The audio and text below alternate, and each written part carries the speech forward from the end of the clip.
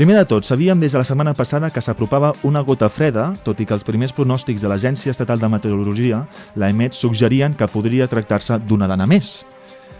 Malgrat això, ja indicaven que la zona est de la península seria la més afectada.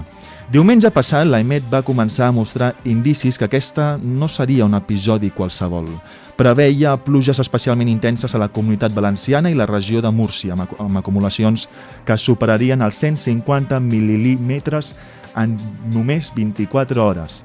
L'avís roig per risc d'inundacions es va activar un dia abans de la tempesta i no només una vegada, a les 8 del matí. A les 8 del matí del dimarts, l'AEMET va emetre un primer avís seguit d'altres a les 10 i a les 3 de la tarda, recomanant evitar viatges innecessaris i extremar les precaucions. No només l'AEMET va actuar. La Confederació Hidrogràfica del Xúquer va emetre un avís especial a les 12 i 20 del dimarts per l'augment del cabal dels rius. Tot i així, amb paraules del president Mazón, a la 1 del migdia, semblava que es podria tractar d'un ensurt més, fet que va generar confusió per part de la població.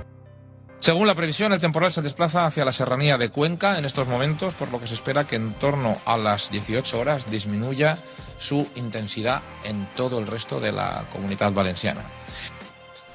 Res més lluny de la realitat perquè només mitja hora abans d'aquella hora el riu Magre ja s'havia desbordat. Poc després, a les 7 de la tarda, es reportaven les primeres persones desaparegudes i només mitja hora més tard, a les 7:30, el pont de la localitat de Picanya, a València, s'ensorrava. Madre mía, cabrón, mira eso. ¡Llega el puente! ¡Hostia puta! ¡Hostia puta! ¡Hostia puta!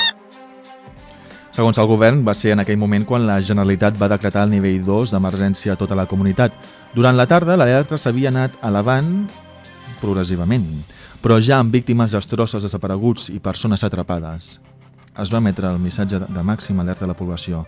Va ser a les 8:12 del vespre quan la Generalitat va enviar un avís general per demanar evitar qualsevol desplaçament davant les intenses pluges.